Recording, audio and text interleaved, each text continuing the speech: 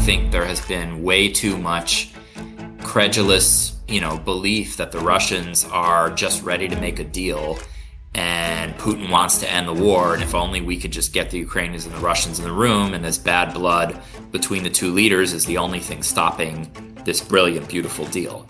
That is not a smart way to go about this. It's the Lawfare podcast. I'm Anastasiia Lapatina, Ukraine Fellow at Lawfare, with Eric Ciaramella, a Senior Fellow at the Carnegie Endowment for International Peace, and Mykhailo Soldatenko, a scholar of international law and a doctoral candidate at the Harvard Law School.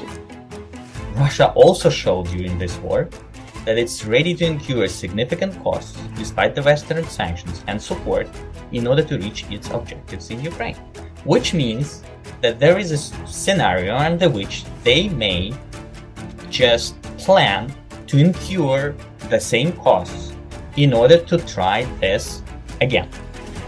We spoke about the latest meeting between Donald Trump and Volodymyr Zelensky, the concept of armed neutrality for Ukraine, and how Kyiv can nudge the ongoing peace negotiations in its favor. So, Ukraine's President Volodymyr Zelensky and President Trump held a meeting at the White House on Friday, October 17th. This was their sixth meeting since Trump's re-election.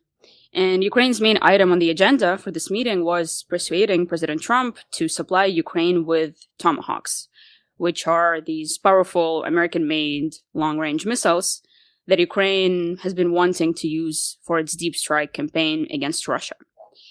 Now, this isn't the first time that Ukraine has asked for these missiles. The first time was almost exactly a year ago, but the Biden administration back then completely rejected that idea.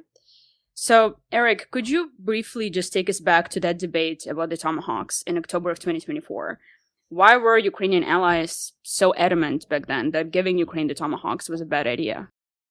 Thanks, Nastya. So, as you mentioned, this was one of the Ukrainian requests in the so-called Victory Plan, which was authored in the final months of the U.S. presidential campaign as a way to put some new kind of theory out on the table in public about what Ukraine hoped to achieve with sustained or even increased U.S. support. And Tomahawk missiles were one of the requests, one of the several requests, but they were maybe the flashiest item. And I think at the time it wasn't taken particularly seriously because, number one, our stockpiles of Tomahawk missiles are quite limited. They're very expensive systems. Ukraine seemed to be able to produce its own long-range systems, drone systems, more cheaply and, target facilities inside Russia on its own. And there was, I think, also a bit of concern about the escalation potential, which is a constant consideration in the White House, I think, to the great annoyance of Ukrainians. But you have to look at it from the American side where, again, enabling Ukraine with American-made missiles to strike deep inside Russia is still a consideration that any president has to think about. In this case, Ukraine revisited the idea, it seems, with some maybe passive sort of encouragement from the American side, because we actually saw some sort of positive statements by President Trump himself, by Vice President J.D. Vance, suggesting that it was really on the table in a way that it hadn't been in the past. From what I understood inside the U.S. government, there was a thought that the Russians, had shown over the summer that they were not really interested in negotiating and coming off some of their really severe demands and weren't taking the process seriously. And so the United States needed to get a bit more leverage to coax the Russians back to the table. And so the Tomahawks were, I think, considered in Washington as a possible piece of that puzzle. But as we know now, on Monday morning, the 20th, as we're recording this, looking back over the weekend and the coverage that we've seen, it seems like that discussion did not go well. And not only that, but the entire conversation between the two presidents seems to have gone off the rails a bit. This issue of the Tomahawks, as you've said, has been sort of resurrected and came back into the spotlight in late September after Trump and Zelensky met on the sidelines of the UN General Assembly in New York. And since then, as you've said, there were some sort of uncharacteristically of Trump positive statements. They were very vague still. He'd say the US may give Tomahawks, the US may not, we'll see. It depends on the course of the negotiations. So it was very vague, but it was just the right amount of vagueness to sort of give Kyiv a little bit of hope to cling to and be hopeful before this meeting that happened on Friday. But it wasn't just the Tomahawk issue. I think these statements, they also aligned with all of these other amazing statements from Trump that were sort of perceived as the most pro-Ukrainian to date. He reportedly threatened Putin during a phone call, asking him how he would feel if the US, quote, gave a couple thousand Tomahawks to its adversary. And Putin supposedly wasn't very happy about that. And, there were more comments about Russia being a paper tiger, Ukraine potentially having the ability to liberate all of its territory, which, is something we haven't heard in a long while from any official anywhere, including in Ukraine. So both of you, Mykhailo and Eric, as you're watching these statements appear over the past month, how are you thinking about that? Are you becoming a bit more optimistic, or how are you analyzing that? So I was actually not entirely surprised by the change in the rhetoric. I think this is rather a continuation of Trump's approach than a tremendous U-turn, because we remember how many U-turns were in the past. And obviously, it's hard to tell from outside how that works and whether there is a sophisticated methodology out there. But it looks like, and I think Trump said that on the many occasions, that he considers himself as a mediator. And so at a particular point of times, he defines who is more, it seems like he defines who is more unreasonable in his view. And then he would push that party with all the rhetorical force and all the threats and side with another party who he considers more reasonable. And he would change sides. And we saw that on many occasions. You would hear talks about Russia being a paper tiger and Ukraine can liberate all its territories and maybe even more. And then you would hear a change of the position that, Russia is strong, Russia is nuclear power, you have manpower problems, and you need to make a concession. So I think this is a sort of, at least how I see it, this is a sort of a shuttle diplomacy in a way. And I think we all need, and especially Ukrainians, needs to be clear-eyed that if, again, after this meeting, there would be another turn, that there are always risks that there would be, a follow-up if Putin makes another concession in Trump's view.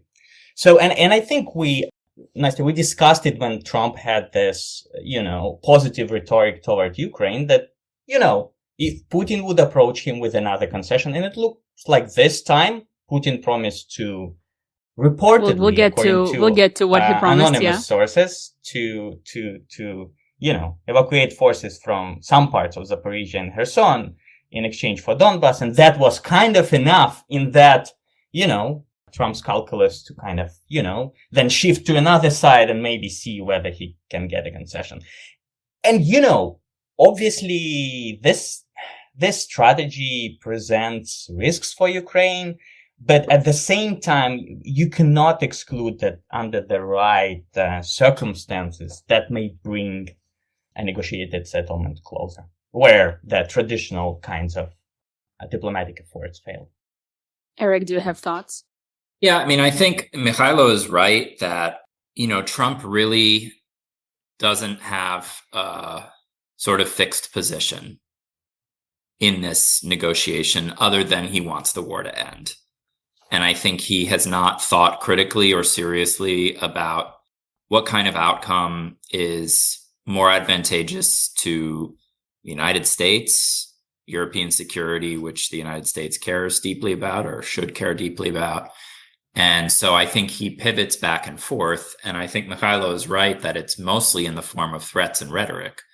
It is a very performative, if you can call it shuttle diplomacy. I think it gives maybe too much credit to him and a bad name to shuttle diplomacy to call it, what we're seeing happen on social media, because I think part of the issue is, at the end of the day, when he's talking tough on Russia, he's not willing to deploy any of the leverage that the United States actually has. And it does have leverage. Russia is not all powerful.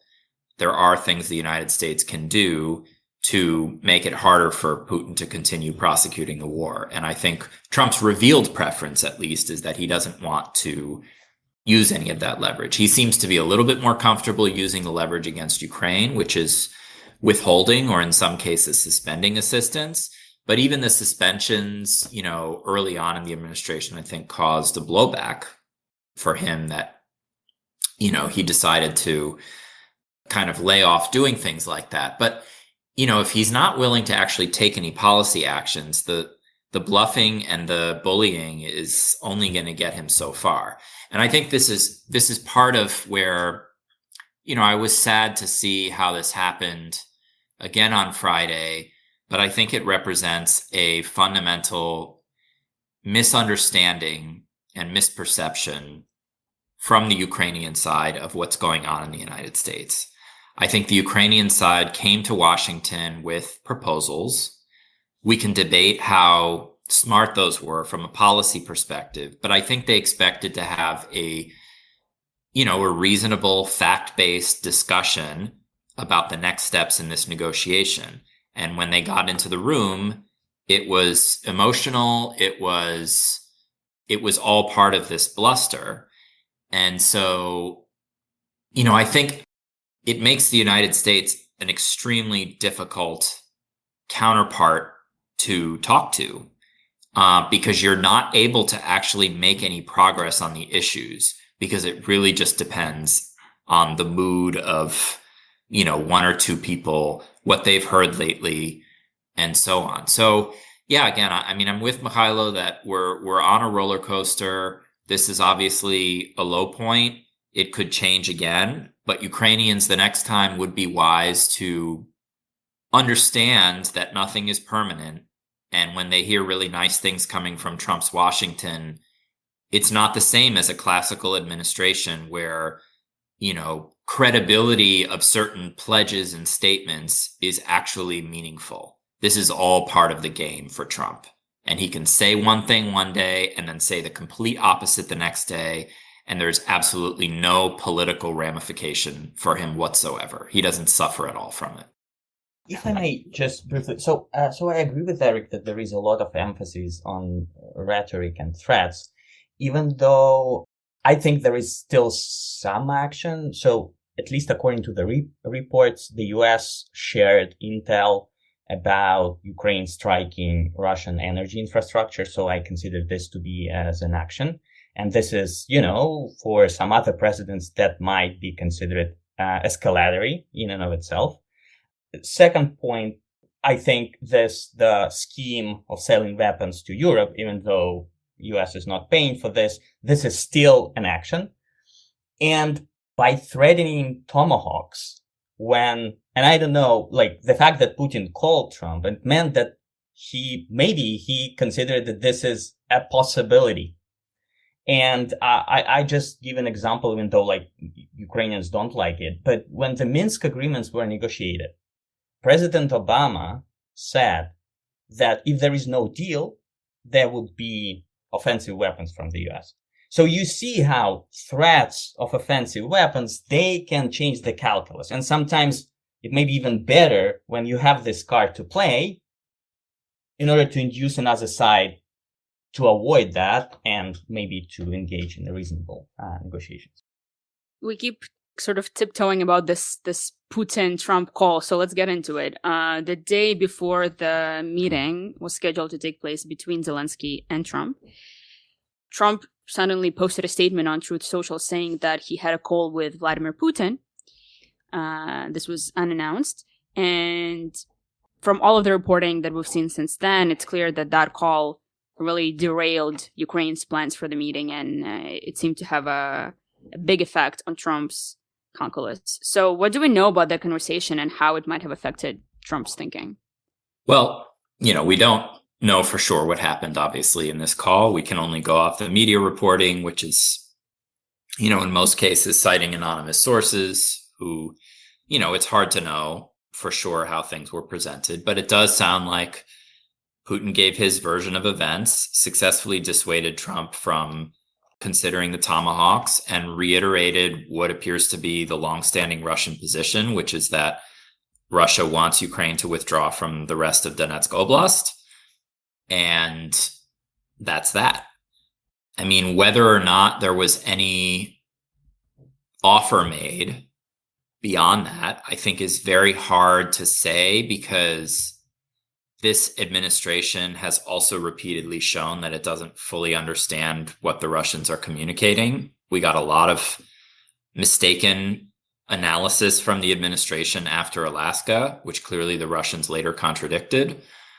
But I think you look at what where we are today as of Monday, and I think nothing has really changed in the Russian view. When Trump posted after the meeting with Zelensky that he thought that everyone should just stop fighting where they are, Dmitry Peskov, the press spokesman for the Kremlin, basically said, well, that's not acceptable, because the implication is the Russians still want the rest of the Donbass. So I just don't see really any major movement from the Russian side. The outcome of this phone call, in addition to dissuading Trump on the Tomahawks, seems to be yet another meeting, which is supposed to take place in Budapest, Hungary, in the next few weeks. I guess a replay of Alaska. Although, again, both Peskov and Yuri Ushakov, the foreign policy advisor to Putin, have sort of been pretty direct that, the preparations for this meeting haven't really started in earnest. And so there's not really a detailed, working level conversation about what the agenda is, which again, if so, would be a repeat of Alaska, where you just had Trump and the senior people around him going in almost blind to this meeting, improvising as they went along, misunderstanding what the Russians were saying, coming out of it thinking they got some brilliant concession from the Russians, only to realize that they had no idea what was going on in the first place. So again, all of this diplomacy, I think it's great. I think it's great that Trump is willing to spend significant time and political capital to talk to the leaders and to work on this problem and to try and solve the war. I'm all for that. But to have successful diplomacy, you really do need to prepare things in detail. And you also need to have a realistic understanding of your counterparty. And I think there has been way too much credulous, belief that the Russians are just ready to make a deal and Putin wants to end the war. And if only we could just get the Ukrainians and the Russians in the room, and this bad blood between the two leaders is the only thing stopping this brilliant, beautiful deal. That is not a smart way to go about this. You have to understand the origins of this war and the fact that Russia still believes that it can achieve most, if not all, of its war aims by continuing to fight. And you have to understand that, and you have to understand what your own leverage is to try and change that calculus. If you don't, you're going to keep hitting your head against a wall. Yeah, if I may just add on the territorial questions. So just to remind our listeners, before the Alaska summit, one of the reported reasons why it happened, because Putin reportedly told Vitkov that they are asking for the removal of Ukrainian forces only from Donetsk region, and right now they're not claiming the removal of their forces from Zaporizhia and Kherson oblasts. And, on its face, this is like a relative concession, but very little, considering that this is a sovereign Ukrainian territory. But what's important in that back then, that according to Russian constitution, they consider Zaporizhia and Kherson as their oblasts. So essentially, by making this concession, Putin acknowledged, and we can, if that happened, Ukrainian side can say, so it means that your constitution is not a red line anymore. And so what was reported... I think we need to give a little bit more context here, just briefly. So Russia currently occupies parts of Zaporizhia Oblast and Kherson Oblast, which are in southern Ukraine. It also occupies effectively all of Luhansk Oblast and the majority of Donetsk Oblast. Those are in the east, and they make up the so-called Donbas region. And all of that plus Crimea, the so-called 5 regions, as Witkov would say, and other officials, Russia has incorporated all of them in its constitution, despite the fact that it doesn't control all of them, which is an interesting move. And they've done that to now play that card, which they've been doing for years, that these territories are part of our constitution. Hence, sort of, there's nothing we can do about it. They must be ours. And so the Russians have continuously demanded that even though they don't occupy all of this territory, they still claim all of it. And they want Ukraine to effectively voluntarily give up a part of its territory, a non-small part as well. It's a pretty big number. And this latest reporting shows that supposedly, potentially, according to the Washington Post and its sources, during this call between Putin and Trump on Thursday, before the meeting on Friday, that Putin demanded Ukraine to give up the rest of Donbass, but said he's okay with just keeping things as they are in Zaporizhia and Kherson. Is that right, Mykhailo? Even more. So he reportedly said it before Alaska. This time, and according to anonymous reports, he said, okay, I'm ready to evacuate forces from parts of Zaporizhia and Kherson Oblast. So not only accepting that the Russian constitution is not a red line anymore, but saying that, showing, again, according to reports, showing a willingness and flexibility on removing forces from territories that, according to the Russian constitution, is there. And I think for Ukraine, removing forces from Donbass, as Zelensky said, this is a non-starter. But I think there is still a chance that down the road in negotiations, it's possible to agree on the de facto line of contact. Why? Because when we are discussing the territorial question in isolation, this is just a condition for a ceasefire. When we look at the issues broadly, holistically, we may connect and do a horse trading, saying we would not evacuate our forces from any territories and we would not recognize any territories, but in exchange, we need to give something.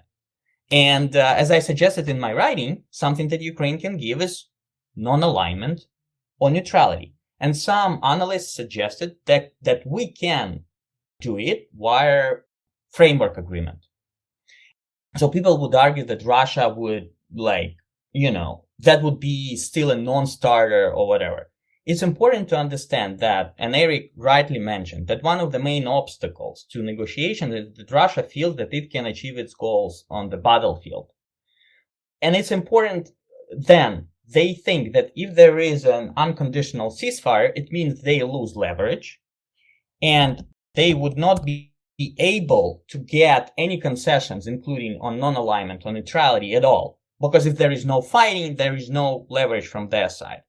And I think that's what's driving this whole thing. It's unclear, obviously, whether Russia would concede to such an extent. But I think that was not tested because I didn't hear the word non-alignment or neutrality from Ukraine and from Europeans so far. Another point that Eric mentioned, I agree with him that details are important. It would be useful to have expert discussions, including on the framework agreement potentially, on how Ukraine's armed neutrality may look like. At the same time, and I agree, there are challenges with this approach, but under certain circumstances, the top-down approach can also work, where you have an agreement among leaders in principle on broader questions.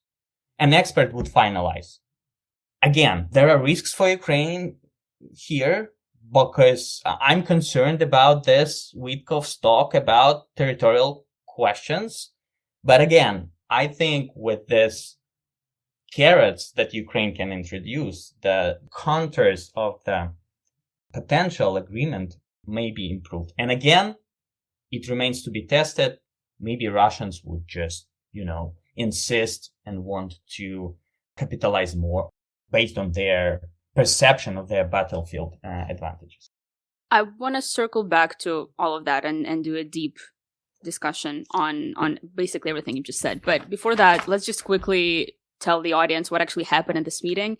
The gist of it is that nothing much happened at the meeting between Zelensky and Trump. It lasted more than 2 hours, and reportedly it was quite emotional. There was some arguing, voices were raised, and ultimately, as of Monday, when we were talking, Trump did not agree to give Ukraine Tomahawks. After the meeting, he put out a statement essentially just calling on Ukraine and Russia to end the war and saying it is time to stop the killing, make a deal, very usual rhetoric from before. What was interesting in that statement is, as I think Eric, you've already mentioned, he said they should stop where they are, let both claim victory, let history decide. So that hinted at this territorial question of, okay, where do both parties want to stop this? What are the territorial contours of this? So this phrase, they should stop where they are, freeze the front line as it is right now, is that significant at all? Is that something that we should take seriously as part of this discussion? Freezing on the front line, you mean? Yeah. Well, I think if that is Trump's true position and he's going to stick with it, it is significant, because it's the only area where he seems to be pushing back in a consistent manner against Russian demands.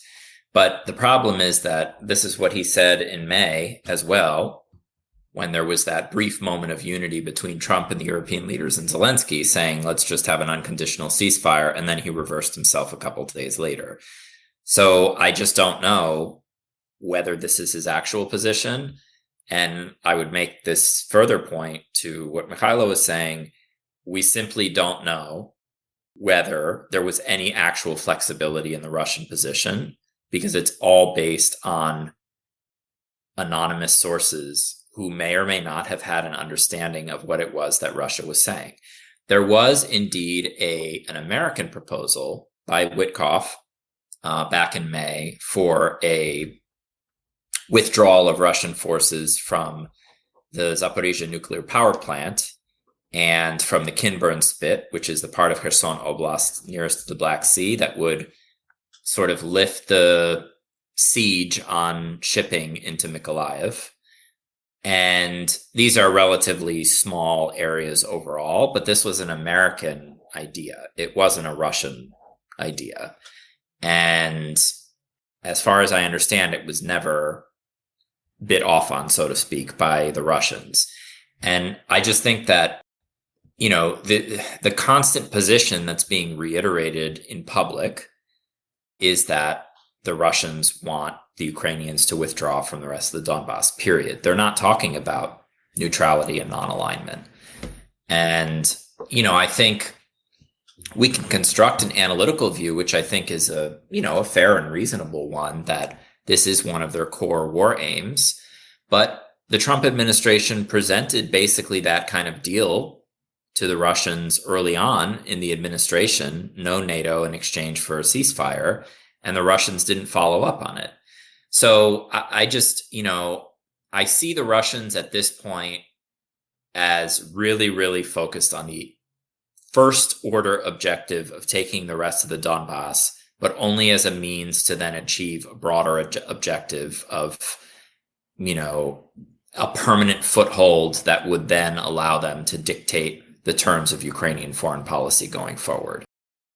Mykhailo, you've mentioned that you think Ukraine could sort of nudge these negotiations in the right direction by offering some of the carrots and giving up some of the leverage it has, meaning agreeing to some form of neutrality. Can you make that case, how you see it, what Ukraine could do here, and how that could help? Yeah. So why I think this may work, even though we never know whether that would work out at the end of the day, but this was not tried. But we had some experience in 2022. So when Zelensky and the Ukrainian delegation in 2022 publicly spelled out the word neutrality, there was a lot of flexibility on the Russian side when it came to territorial questions. Obviously, they didn't concede everything, but at least reportedly, and based on the drafts that we have from Istanbul back then, there was no claim on paper on Zaporizhzhia and Kherson Oblast at all. There was a question, sides disagreed about how the Donbass lines would be. And the Istanbul communique that Ukraine released back then, and reportedly again, Russians provisionally accepted, that Ukraine and Russia would discuss in 10-15 years the fate of Crimea and Donbass. So I think it's important to remember that. during these negotiations, during the Trump administration, Eric rightly pointed out that only Trump administration mentioned that NATO may be off the table. If you look at the position of the Europeans in Ukraine, there is a consistent position that Ukraine's future is in NATO, that this is non-negotiable. It's for allies to decide whether Ukraine would be on NATO or no. And during the Istanbul, the Ukraine's position is about neutrality cannot be imposed on Ukraine. So the question argument becomes, from the Ukrainian position is, of course, that just as a matter of principle, the world can't let Russia impose its will on Ukraine and on its foreign policy and dictate the future of Ukrainian foreign policy. So it's not so much that Kyiv thinks it's going to actually be in NATO in any short to medium term, but it's more like, as a matter of principle, we can't give that win to the Russians. Yeah, but at the same time, and I think you can frame it this way, and people would say that it's a sovereign right of a nation to choose its own alliances, which is correct.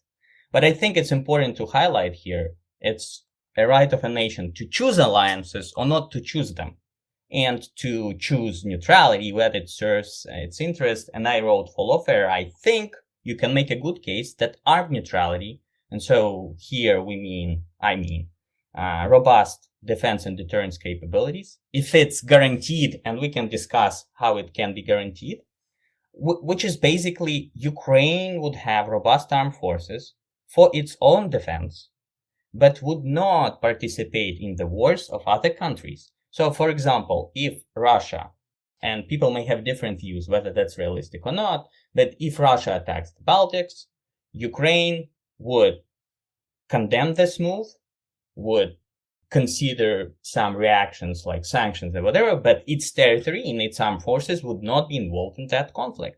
And you can make a very good case why the nation that fought for almost 4 years right now don't want to participate in future wars. Again, people can make arguments against this. They may say Russians would demand limits on the capabilities. There would be less incentives from the European to support, which they have. But again, when you're introducing armed neutrality, you can always say that this is your red line, that there should be robust defense and deterrence capabilities. And I think that was to an extent Ukraine's position back in 2022, even though it would be different right now, considering how long this war lasted. Am I right in understanding that this is sort of leverage that Ukraine has and it hasn't used it yet? And if, let's say, Ukraine put this on the table and said, we're willing to consider armed neutrality, that it would move the needle with the Russians. They would consider negotiations potentially more seriously. They could even move in the question of territorial concessions, Donbass. I think we need to be careful. We cannot predict what Russians will do. Based on the prior patterns of their reactions, there is a possibility that their position may become more flexible. Maybe not, but it was not tried. I think this is, and that's important to highlight. And so here, I think there is, and this is the last point that I made in this comment, that I think the Ukrainian leadership, under the circumstances, it's in the Ukraine national interest to exhaust diplomacy fully, and without introducing this and checking whether there is an acceptable outcome for Ukraine, I think you then cannot say that you exhausted diplomacy fully. This is not to accept that Russians are reasonable or whatever. They are unreasonable in their demands, but I'm just saying that at this particular point, diplomacy should be exhausted. I guess I don't disagree overall with the idea of testing something like this, as long as we go into it with the clear understanding that the visions of neutrality and non-alignment, to date at least, have been completely non-overlapping. And I think you have to start from that understanding, or else you can quickly get yourself into a position where you are negotiating against yourself only.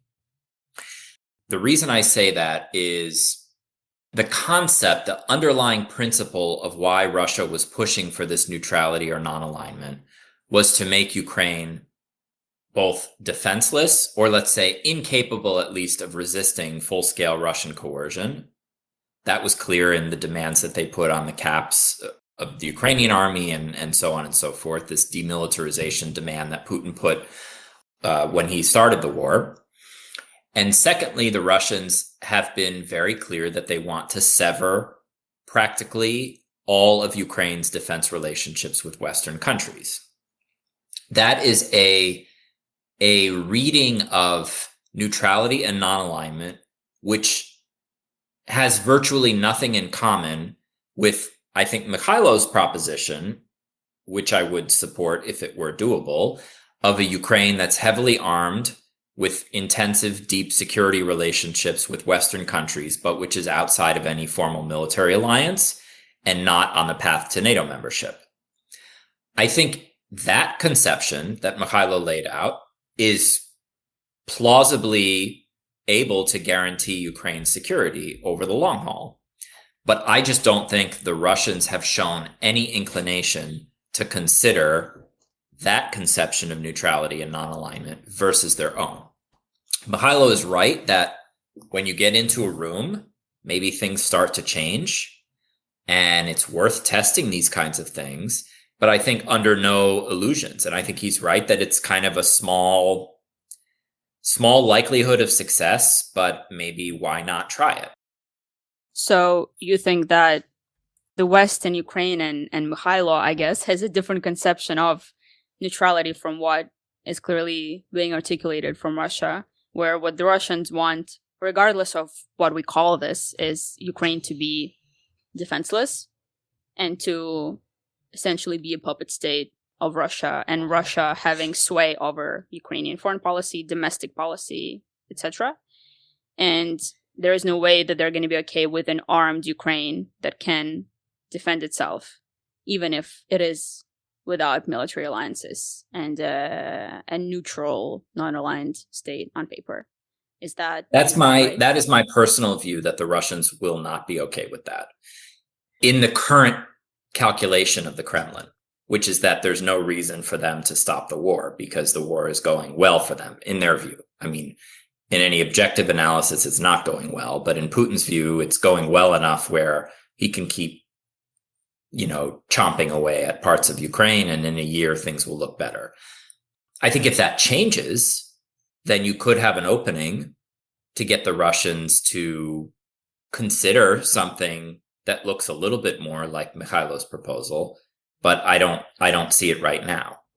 Before, Mykhailo, I know you have a response. Before we get to that, it's probably worth mentioning that this discussion about armed neutrality is pretty much non-existent in Ukraine's public sphere, apart from, Mykhailo, frankly, your piece that you've published in a leading Ukrainian outlet on the issue. I personally have not seen any sort of public debates about it or think tank reports, and it seems like the very word neutrality is a very triggering one, right? Because, of course, that would require Ukraine to change its constitution, to undo all of the thinking and the path that we've been on since the Revolution of Dignity in 2014. So this idea of a neutral and, the idea of embracing neutrality is still sort of a taboo in Ukraine, at least in the public sphere. Now, I don't know what are the conversations on Bankova and behind the closed doors, and perhaps Zelensky is thinking about it, but just, for some context of what's being discussed. Now, yeah, Mykhailo, you have a response. Yeah, so I think on your point, Nastya, and I think that's very important, that in the public sphere, especially in Ukraine, neutrality was presented as equal to capitulation and as equal to the reduction of armed forces. So when you speak with people, they immediately jump into the conclusion that this is some sort of a weak state without arms, which is not correct. And obviously, I don't have a representative sample, but when I started speaking with people, both those who, are interested in foreign policy and those who are just like ordinary Ukrainians, I think when you lay out the logic, I think they start understanding that it's not unreasonable. Let me put it this way.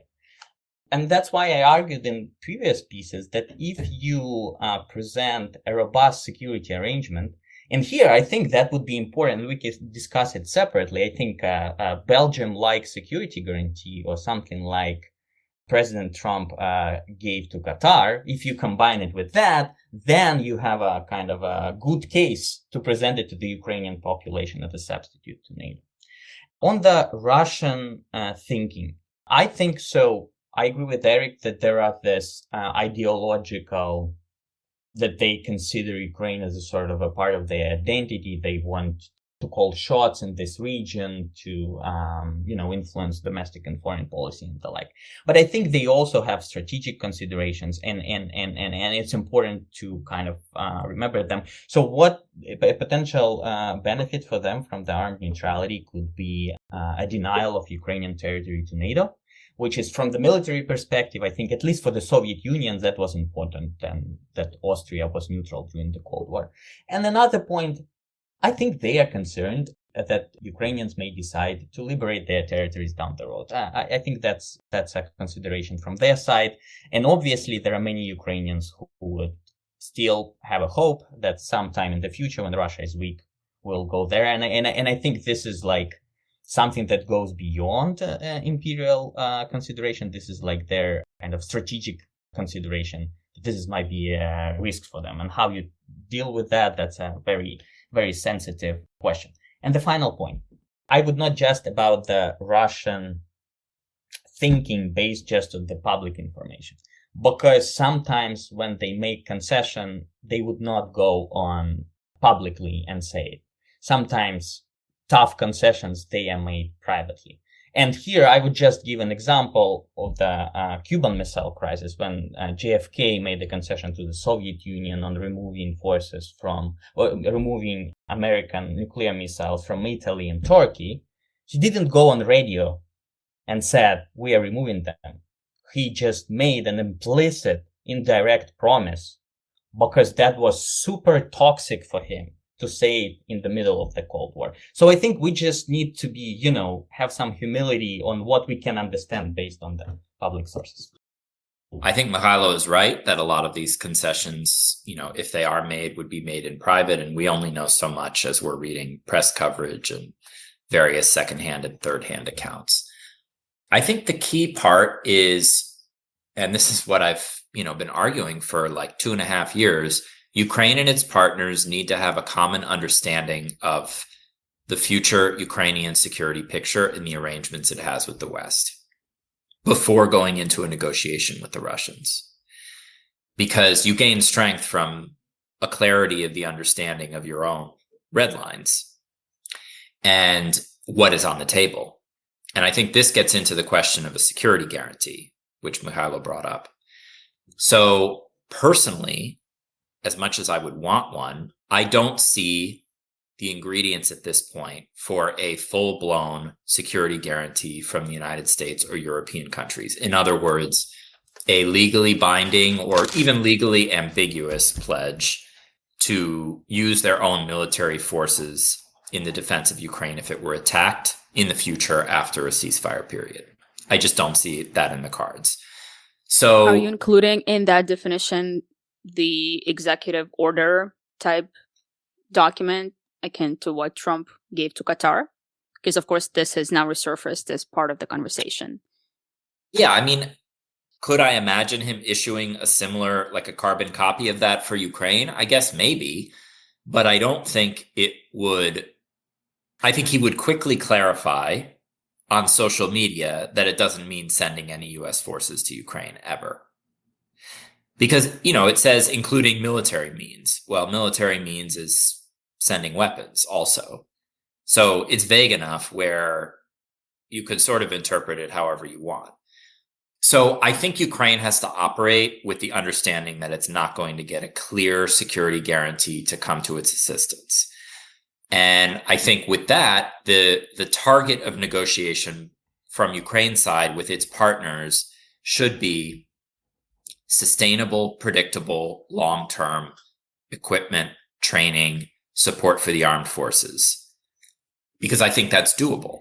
And I think the Western countries have shown after 3.5 years that they are willing to spend quite a bit of money, particularly Europe at this point, in supporting Ukraine's right to self-defense, but they've also shown repeatedly that they're not willing to put their forces into Ukraine.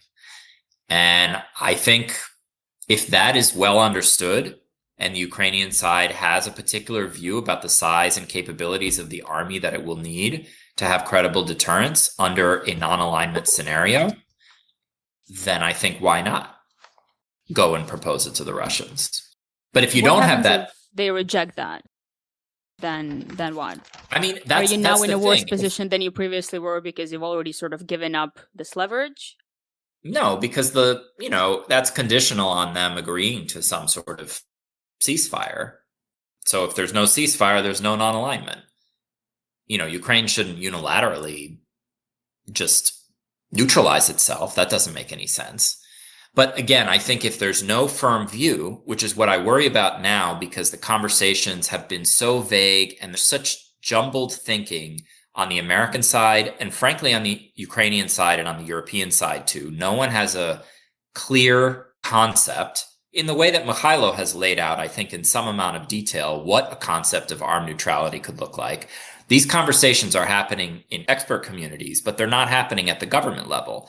So the governments are flying totally blindly into these high-level, high-stakes negotiations. They have no idea what their own negotiating position is, other than don't give anything. And I think that's a misguided way to do these kinds of strategic negotiations and to focus so much on individual items like Tomahawks, like coalition of the willing forces. We've gotten ourselves wrapped around these really specific elements, which are just small components of an overall long-term vision for Ukraine. And the big questions about this vision for Ukraine, people are just sweeping to the side because it's a little too complicated to discuss. Well, you have to attack those first. And you have to have a clear Ukrainian vision, first and foremost, because it should be a Ukrainian origin idea. And then you have to have clear agreement with the partners before you go into a negotiation with the Russians.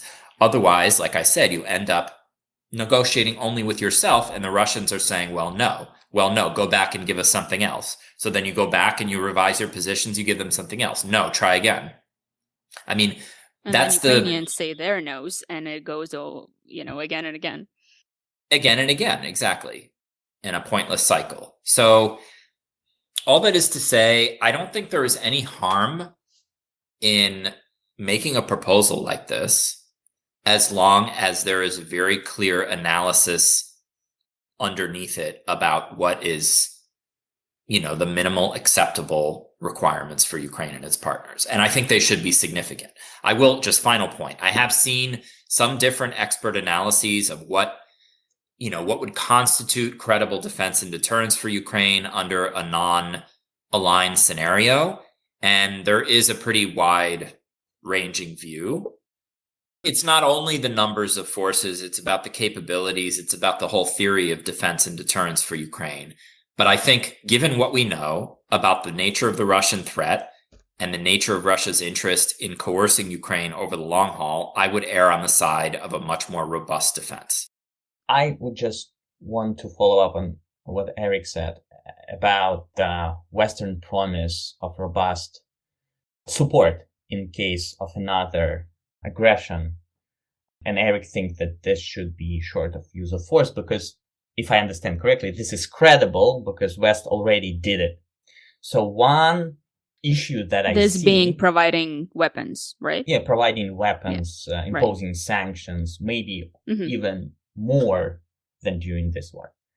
One issue that I see that we also need to recognize that Russia also showed during this war that it's ready to incur significant costs despite the Western sanctions and support in order to reach its objectives in Ukraine, which means that there is a scenario under which they may just plan to incur the same costs in order to try this again. When you introduce a possibility of the US armed force, at least in a limited way, like that was done in support of Israel by the Biden administration, I think that would be completely another analysis and calculus from their side. because that would mean for them, and I think, a risk of war with the United States for them may be existential, and then may work as a deterrence on top of Ukraine defense and deterrence capabilities. And I think that may be realistic only if they agree to such a guarantee. And to our listeners, that might sound strange why they would agree, but I think for them, such a guarantee, if it's attached to Ukraine neutrality, that may be actually, beneficial in some way. Because that would mean that the United States guarantee Ukraine's neutrality, and any deviations in the future. So the United States would not only be responsible for, defending Ukraine's neutrality, but also preventing Ukraine from deviating from this course. And I think that's something that Russians might be interested in. And during the Istanbul talks, that's exactly what was discussed. Obviously, Russians wanted the veto back then. But again, there was uncertainty about whether that was a red line. And here, if they agree to that, that would mean that we would have, and there is a forthcoming piece in Lawfare, my forthcoming piece in Lawfare about that, where I see there are three pillars of deterrence. Potential use of U.S. armed force, the first line of defense, Ukraine's defense and deterrence capabilities, and Russians' incentives to keep the framework in place, because if they attack again, they risk a war with the United States, they risk incurring costs from the robust Ukrainian army, and they risk losing neutrality. I think that is more credible than just a snapback clause about future support. After the Alaska summit, and again, people questioned those statements, but after the Alaska summit, Witkoff stated on CNN, on the record, that Russia agreed to Article 5-like security guarantee. Reportedly, Trump later told Europeans and Ukrainians, Ukraine can have Article 5-like wording. So I think this should be explored. I don't know whether Ukraine or Europeans explored that, because, again, I didn't hear in the public sphere Ukrainians or Zelensky speaking in detail about that, how that might look like from the Ukrainian side, etc. So maybe they discussed that. Maybe that was not possible, but I would try that, especially considering that right now President Trump showed how he can do it in respect of Qatar. I just want to add that from my conversations about all of this, which I also, Mykhailo, find fascinating, the idea of non-armed neutrality and all the options associated with that and how that could be explored. Anytime I talk about this with, Ukrainian military experts, foreign policy experts in think tank circles here in Kyiv, almost everyone would inadvertently run into the problem of why would Russia ever agree to this? And that's sort of everyone's final objection. And everyone has a long list of why this is a bad idea, of course, but even if you were to work out all of these nitty-gritty details about the caps on armed forces, but not too much, and there is still going to be credible deterrent force, etc. But at the end, even if you work out this magic deal, everyone always goes why Russia would never agree to this, because there is almost a unanimous belief, a deeply entrenched belief in Ukraine that Russia's goal is to make sure that it can control Ukraine in the broadest sense of what that means. So even if the fighting stops, they want to have control over our domestic policy. They want to have control over who's in our parliament, who's in our cabinet, who's making decisions, what language we speak. All of these discussions are not touching on a whole long list of Russian demands around culture and language and history, which, in my subjective opinion, are equally important and are completely ignored by everyone in these discussions too. But anyway, the point is that Ukrainians think that even if we work out a deal about non-armed neutrality, Putin is still going to want to meddle in domestic Ukrainian politics, still want to have a sway over what we do. And that kind of existence at Russia's border, is that worth stopping the war for? Like, how is that going to be different from essentially capitulating, right? And so and so that big sentiment, as well as the sentiment of why would Putin ever agree to any of this, he won't, I think is sort of what I hear from people in Kyiv. Yeah, I just give a final thought on that yeah, this is challenging. It's not guaranteed that will work out, but I think that would at least show that we exhausted diplomacy and we did everything possible from our side before continuing the war of attrition with significant loss of Ukrainian lives and without guarantees of success. So I think that's important. And important to note that in my judgment, this is more realistic than going back, discussing how that would be great when we are part of NATO. I think you're right to focus on how this conversation is shaping up or not inside Ukraine. I do think that there is a deeply held view that something like neutrality or non-alignment would be akin to capitulation. And I think that is in large part because of the legacy of the Istanbul talks, where the type of neutrality and non-alignment that Russia was pushing for was indeed a form of capitulation, I would argue. And I know Mykhailo has put out a different view on that, but I would argue that it was aimed at this kind of demilitarization and rendering Ukraine incapable of defending itself. If there were a way to reimagine this concept and maybe find some new terminology and, again, armed non-alignment, it does sound better than neutrality and is indeed, it's a concept that exists in the international security world, and it does work for some countries. Some form of, again, credible defense and deterrence outside of a formal alliance system. When you actually look at the polling of Ukrainians, there actually is, I think, a sophisticated understanding among Ukrainians that NATO is not an option in the near future, and that ultimately the main source of Ukraine's kind of power and resilience and its survival is going to be its own capacity to defend itself in cooperation with Western allies, not allies, but partners, getting resources from them and so on. And when you dig down into these polls and you ask Ukrainians about their kind of future visions, it does seem like they would actually accept some form of this. But again, the starting point of negotiation shouldn't be how big should be the Ukrainian army should be, how capable should its forces be, what should be the relationships between Ukraine and its security partners in terms of getting assistance. Take those things off the table because those are non-negotiable. Ukraine should have the right to set its own limits or capacity or manpower or whatever. It should have the right to buy weapons from whoever it wants and train with whoever it wants. And then you find the particular points where actually it does make sense to negotiate the terms of neutrality. And what those points are, again, maybe it's something about, the presence of permanent Western military installations on Ukrainian territory or something like that, where Ukraine doesn't need them anyway. So maybe that's something to negotiate.